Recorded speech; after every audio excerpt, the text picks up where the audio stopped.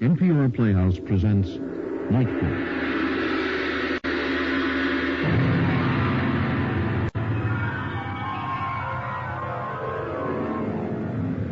In the dream, you are falling, lost in the listening distance, as dark locks in.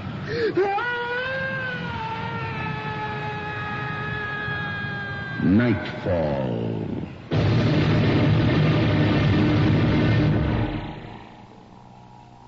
Good evening. Tonight we have our cameras loaded and our studio lit for a special session. And all we ask is that your pose be natural. The play by Arlene Ezrin is called Deadly Developments.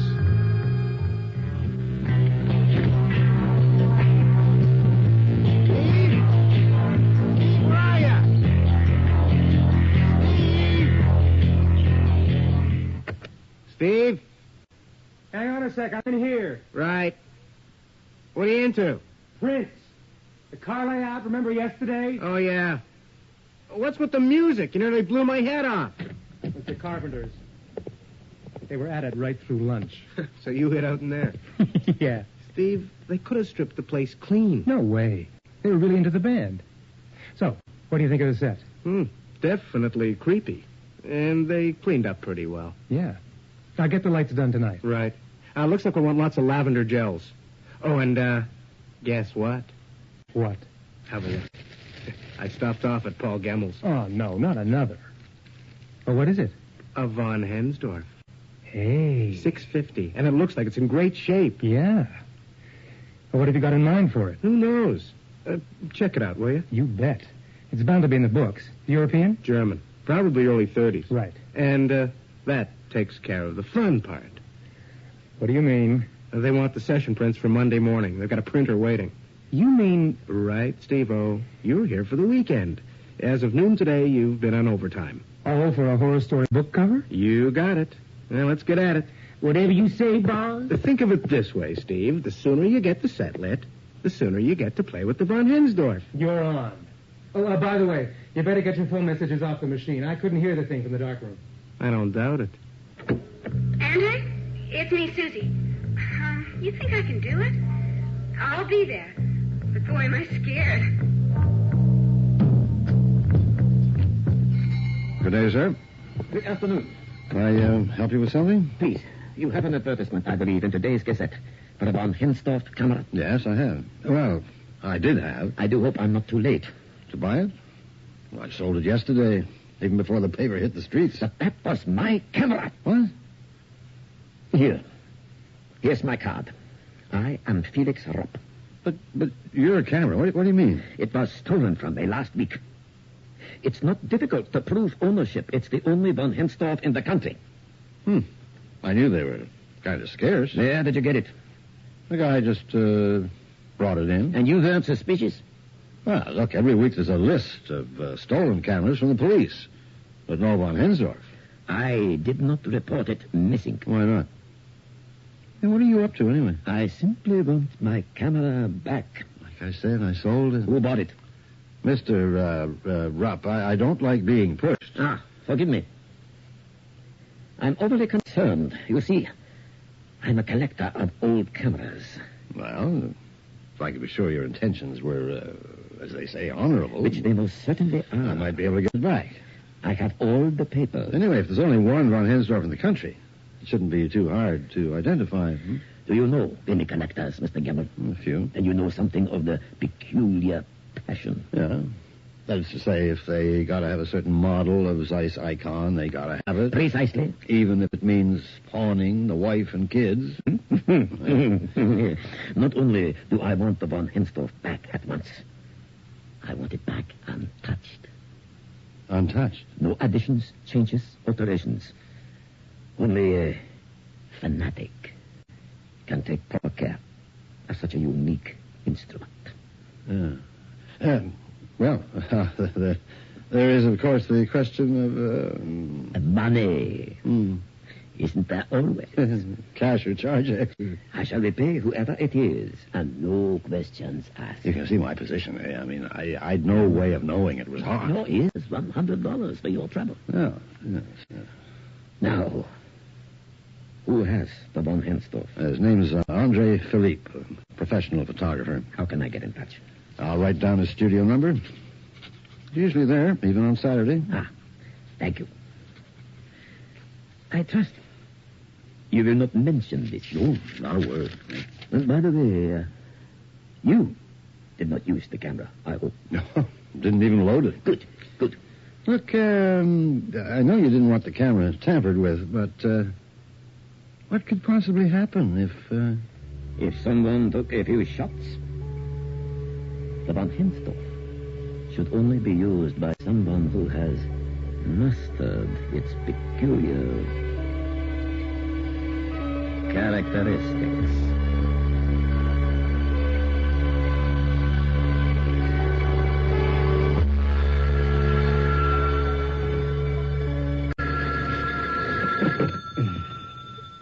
Hello? This is your wake-up call, boss. Oh, hi. What time is it? It's high noon Saturday, and all systems go. Good. What's the weather like? Rain, man. Don't look out the window for at least 10 minutes. But it should get everybody in the mood. What do you mean? A session. We got a horror session at 2, remember? Oh, right. Where are you? The studio. Your faithful servant has braved the elements. And that takes care of the boring part. What do you mean? A von Hensdorf. It's pure gold. Yeah? Yeah. What we have is definitely a piece of punk merchandise. Punk? In the best possible sense. The genuine article. A living antique.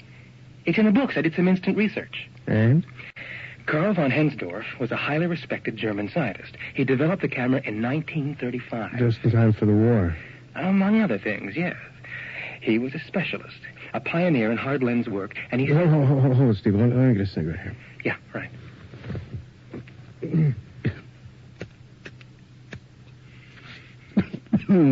Okay, shoot. Anything to make sure you stay awake, right?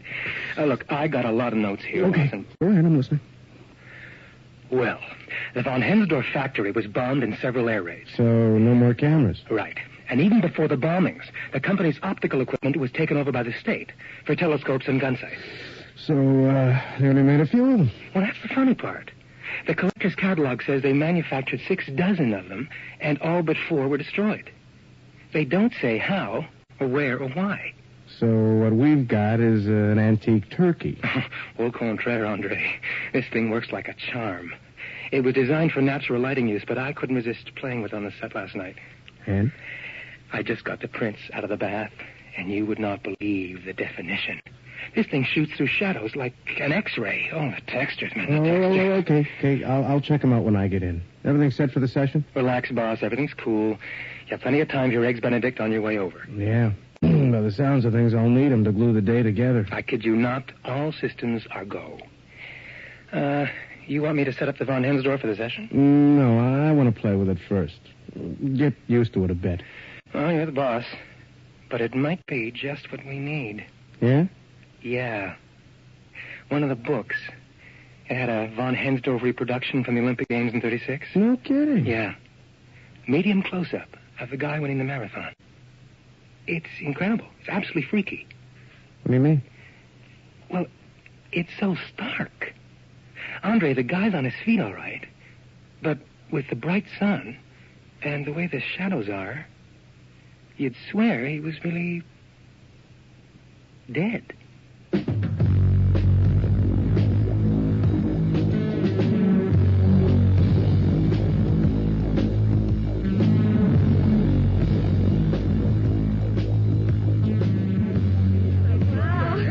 Welcome to the House of Horror. Andre, what the hell's going on? Yeah, I mean, the agency wouldn't even tell us. I wanted to surprise you. And give me a worst case of jitters? No, just to put an edge in your performance. Oh, what's it going to be? Home movies for vampires? The set's a haunted sorority house. Oh, charming. You three are college roommates, Sounds right? like a spread for Sears. Couple of ghosts haunt the place. Gee, and I was scared before I came. Oh, come on, what's the job A for? book cover. Well, I like reading. A grotesque novel called House of Horror.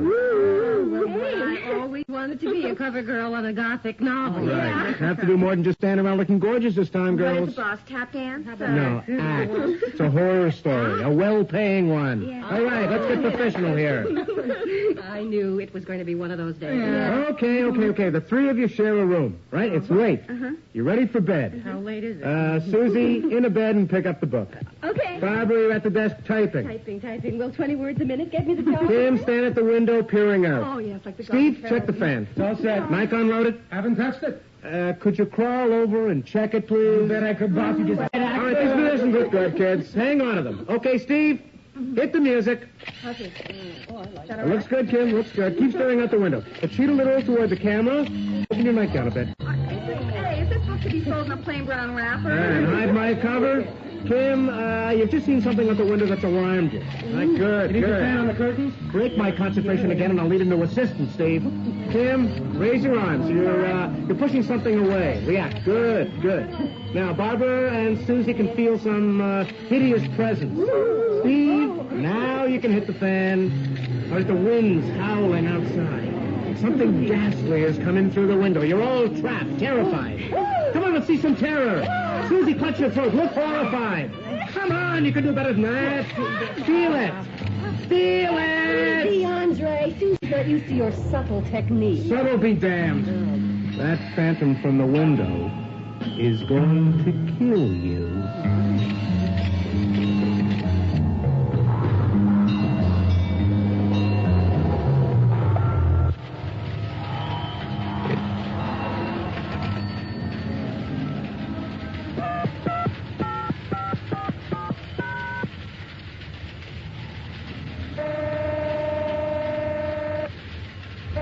Hi, Andre Philippe here. Oh, yeah, this is a recording. Sorry I can't chat with you in person, but I'll be in the studio again shortly. If you'd like to leave a message, please add it after the tone.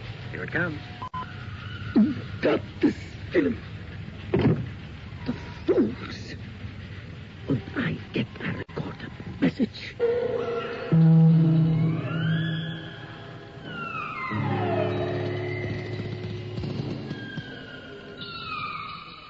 Okay, over. Let's get back at it. Okay, Simon. We got the job covered. The rest is gravy. All right, back to your places. Throw that bob and lift that bait. And we're off.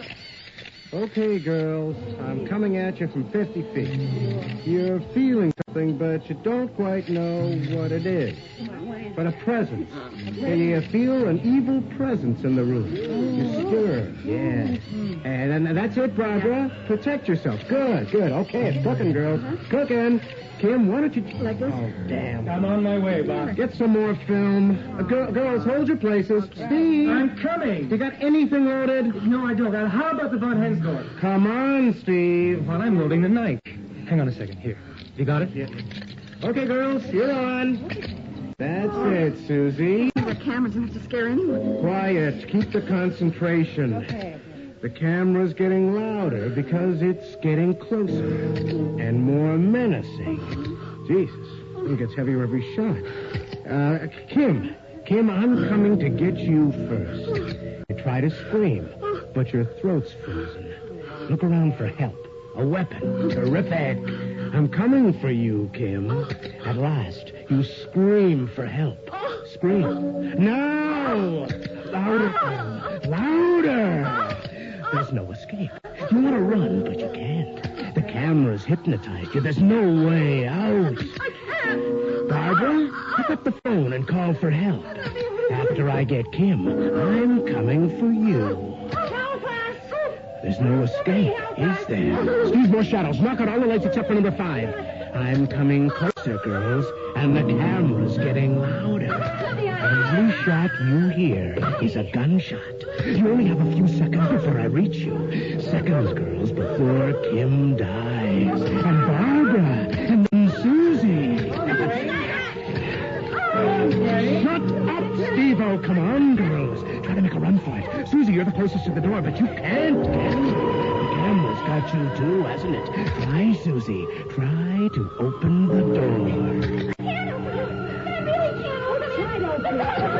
And I got all of you.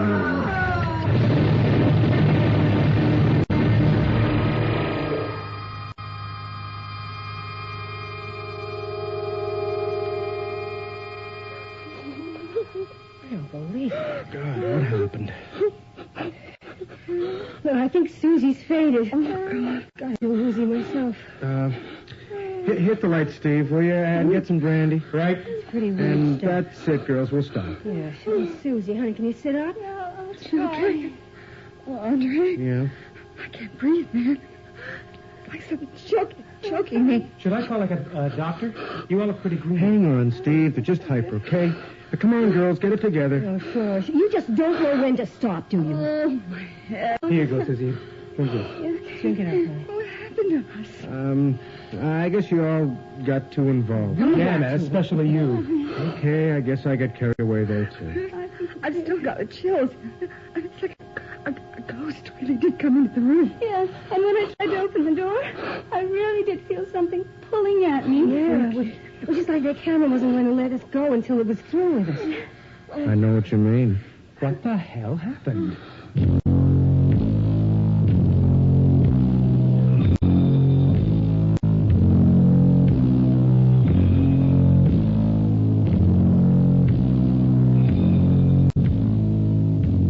Meanwhile, we still got that deadline for Monday. Let's find out what we got. I'm on my way, boss. Hang on. Better check the phone machine, see if the clients are restless. And then phone out for some supper, huh? Right, and I'll make some more coffee. Right. Yeah, it's Paul Gemmell, Andre. I thought I'd better tell you that gave your number to a guy who came into the shop today, a collector. Name is Felix Rupp. Seems okay. Kind of eccentric. But there's probably good bucks in it for the camera. Von Hensdorf, if you can see your way to selling it. He claims the camera's stolen. He's got some papers to prove it. Anyway, he'll probably be calling. There's no way out of it, eh? Take care and get back to me if you... Got this, Tim. What the hell was that? It's me. Something in German. Yeah, I know, but what about Paul? He sounded pretty nervous. That's just Paul. But that could have been the collector there after Paul's call. Charming personality. Yeah, really knows how to set up a business relationship. We got work to do. It's almost 4:45. How many rolls we go through today? 16. And then the one in the Von Hensdorf. Right. Looks like we'll have to crash here tonight, okay? You're the boss. You want to run it down in shooting order? No. Let's do the Von Hensdorf stuff first.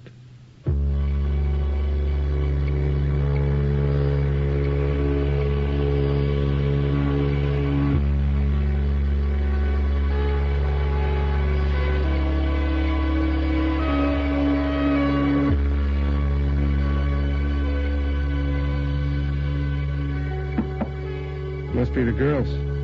Come on in, door's open. Good afternoon. Are you Andrew Phillips? Yes. That is, I'm Andre Philippe, professional handler. I'm Detective O'Hara, and this is Sergeant Connors. I'm double parked again. Do you know Barbara Wilkins, Kim Andrews, and Susan Slatton? Yes, I do. Why do you want to know? They're dead. I can't believe it. All three of them were killed late yesterday afternoon. How? All three in traffic accidents. Impossible. They didn't even travel together. They died in 3 different accidents in separate parts of the city at roughly the same time. Incredible. Traffic Division found that all 3 women worked for the Fabulous Faces modeling agency. Yes. And they'd all been booked by you. Yes, yesterday afternoon. Why are you... We're with the Homicide Division. But you said traffic accidents. I'll try to explain. Barbara Wilkins was riding her bicycle down Orchard Street yesterday afternoon at 4:45. Light was red when she got to the intersection at Brighton Avenue. Several bystanders called out to her to stop, but she didn't seem to pay any attention. She just kept right on going right through the light and straight into an oncoming truck. I see. And Susie? And Kim? Kim Andrews was driving her car on Front Street near the train yard at about 4:45. Freight train was approaching. The crossing lights were flashing. The gates were down, but she paid no attention. The whistle blared, but it was too late to stop the train. She drove right into it. I just can't believe it. And at 4:45 yesterday, Susan Slatton walked into the King Street subway station, only a block from here. She paid her fare, walked through the turnstile, down the stairs, and before 30 witnesses, in front of the northbound train.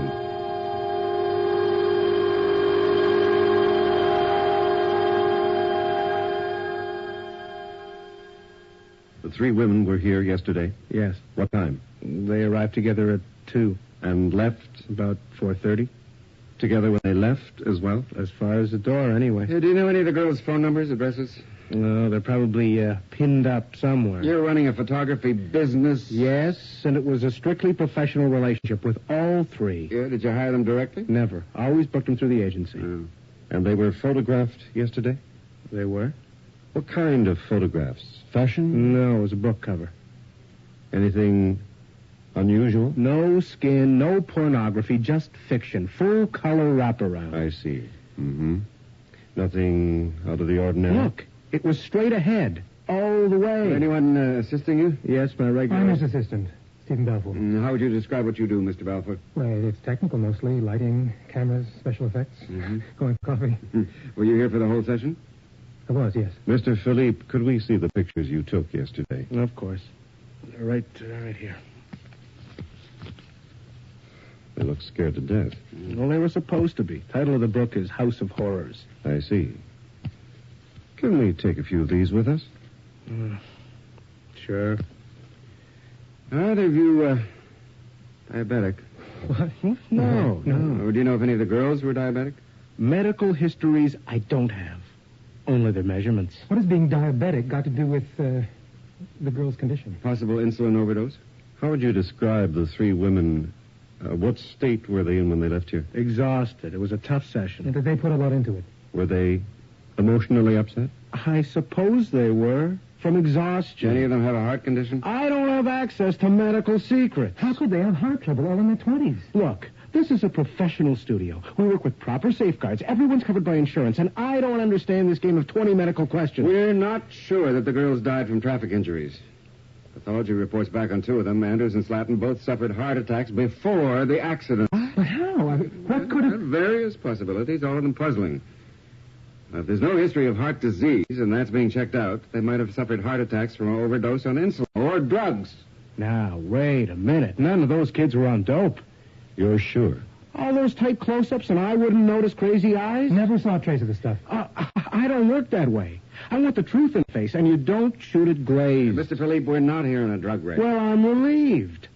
But I think I need some legal advice. I think that's all for the moment, Mr. Philippe. Unfortunately, we have to treat this case as a homicide until the real causes of death are determined. Witnesses to all three accidents said the girls looked stricken, as if they were drugged. One said Miss Slatton's skin was blue, as if she was dead before she jumped.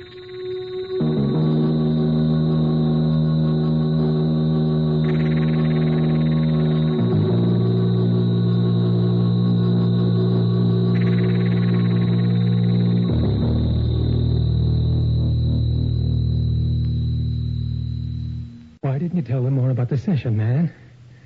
Those girls were pretty sick when they left. I don't know. Scared, I guess. Look, Andre, I'm not the most logical person around here, but I think that camera had something to do with it. It's just a horrible coincidence. I'm not so sure. Remember that shot from the 36 Olympics? The marathon winner? Yeah.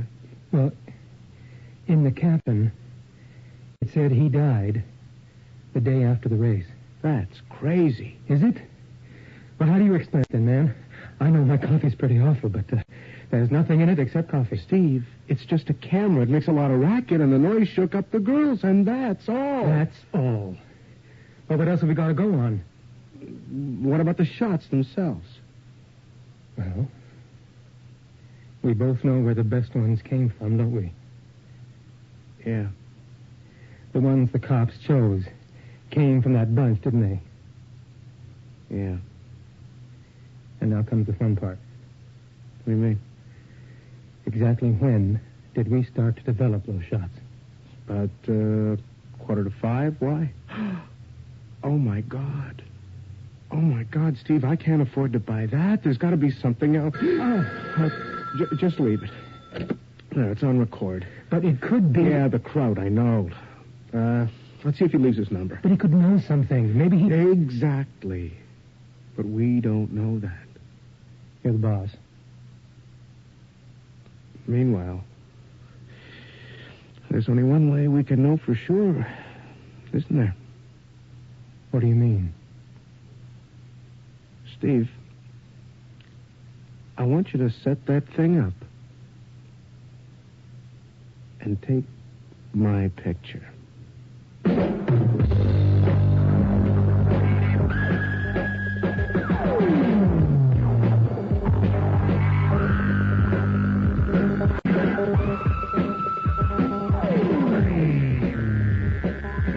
You have just heard Deadly Developments by Arlene Ezra.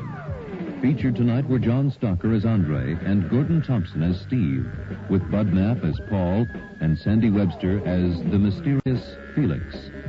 The models were played by Linda Sorensen, Elva Mae Hoover, and Nikki Guadani. And Colin Fox and Arch McDonald played Detective O'Hara and Sergeant Connors.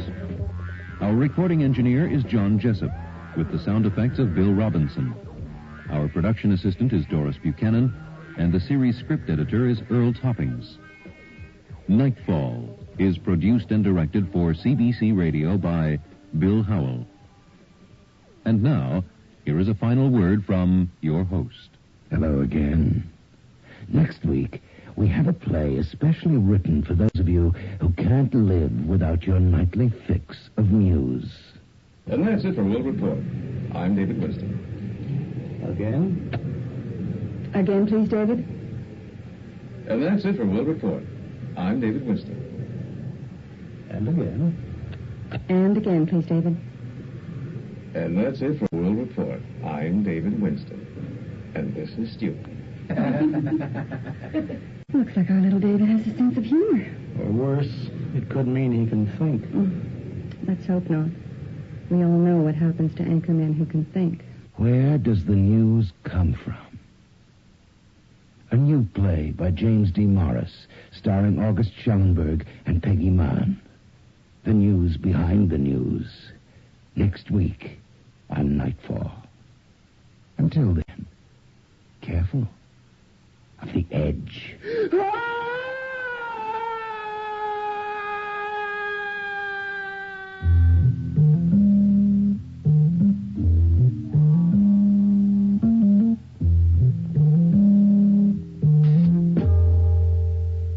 For the distribution of this NPR Playhouse presentation were provided by the Corporation for Public Broadcasting. This is NPR, National Public Radio.